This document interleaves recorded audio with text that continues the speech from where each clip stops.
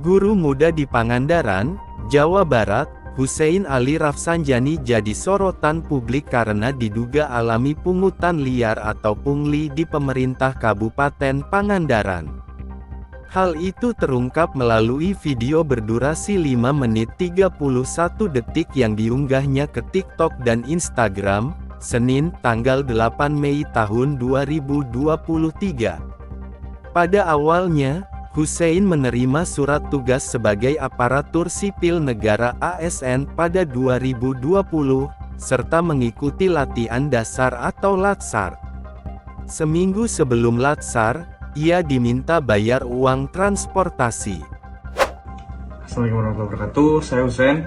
Saya minta maaf kalau memang jadi perhatian banyak orang. Saya cuma mau ngejelasin detailnya ya, kenapa saya bisa berani speak up, kenapa saya bisa berani untuk mengundurkan diri gitu. Awalnya tuh waktu Latsar 2020, setelah kita menerima surat tugas dengan detail anggaran yang sudah dibiayakan oleh negara, tiba-tiba hamin seminggu kita disuruh bayar uang transport. Yang bikin jengkelnya tuh nggak ikut sama rombongan. Kalau saya kan naik motor dari Pangandaran ke Bandung. Ada juga kan orang yang nggak bisa ikut karena lagi hamil atau lagi sakit, itu juga disuruh bayar. Makanya bagi saya jengkel aja gitu. Tapi ya udahlah, saya bayar pada waktu itu. Terus di waktu lagi Latsar tiba-tiba ditagih lagi uang sebesar 350.000. Ya walaupun under sejuta lah, bagi beberapa orang mungkin bukan seberapa, tapi bagi kita nih agak berpengaruh gitu. Apalagi waktu itu tuh kita gaji selama 3 bulan belum dibayar. Benar-benar belum dibayar, lagi dirapel. Hussein merasa keberatan apalagi gajinya selama 3 bulan belum dibayarkan.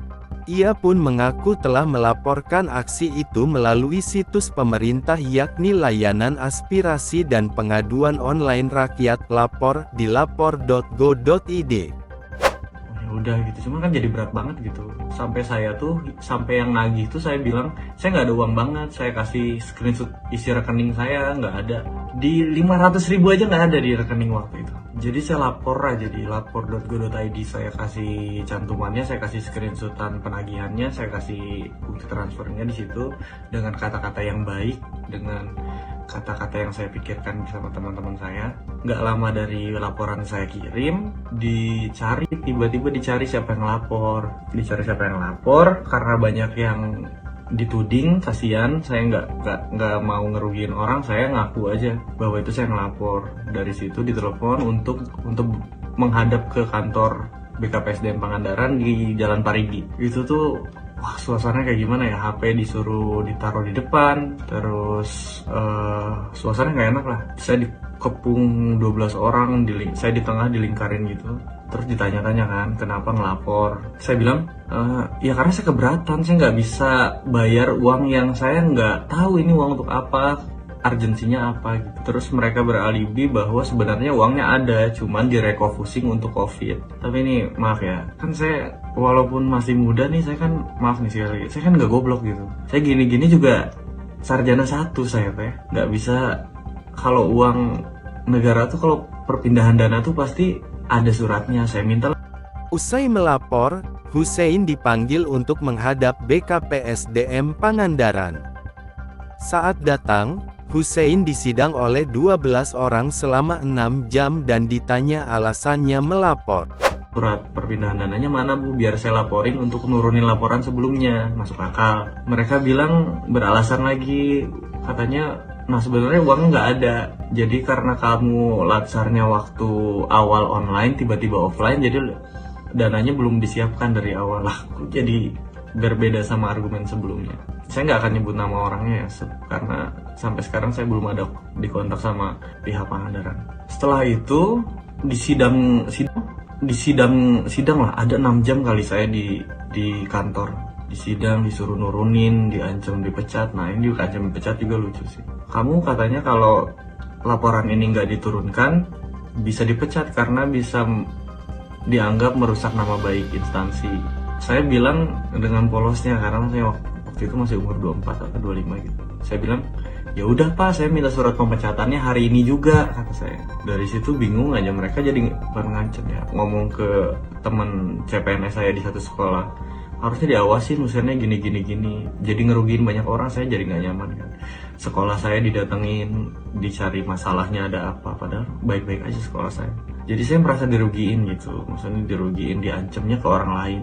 Saya nggak bisa tuh, kalau ngancam ke saya nggak masalah, cuman kalau ngancam ke orang lain itu berat lah bagi saya. Dari situ dipanggil lagi minggu depannya lagi untuk nurunin laporan. Ya udahlah, saya capek karena banyak yang dirugiin.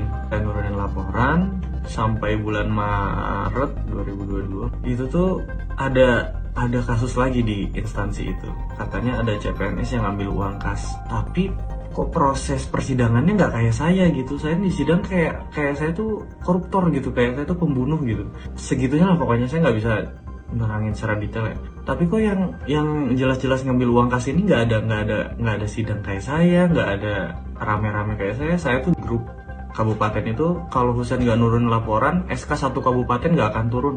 Semua nyerang saya, pasti semua nyerang saya, karena mereka nggak tahu masalahnya, cuman taunya kalau Husein nggak nurun laporan, SK nggak akan turun. Semua nyerang saya pun jadi beban, akhirnya nurunin lah. Di bulan Maret itu karena ada orang yang ngambil kas itu, saya merasa sakit hati karena kok beda perlakuannya. Dari situ saya cabut ke Bandung. Sampai Bandung setahun saya nunggu surat pemecatan nggak keluar. Ya udah, saya memutuskan untuk mundurkan diri. Yang berat sih, orang tua juga berat.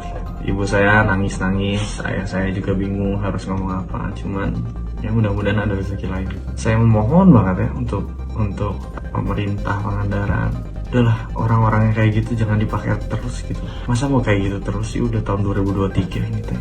Masa saya harus nyembah-nyembah biar nggak ada lagi kejadian kayak gitu, biar nggak ada lagi orang-orang kayak gitu. Malu. Itu aja sih paling yang bisa saya sampaikan. Terima kasih banyak untuk atensi orang-orang di keluarganya.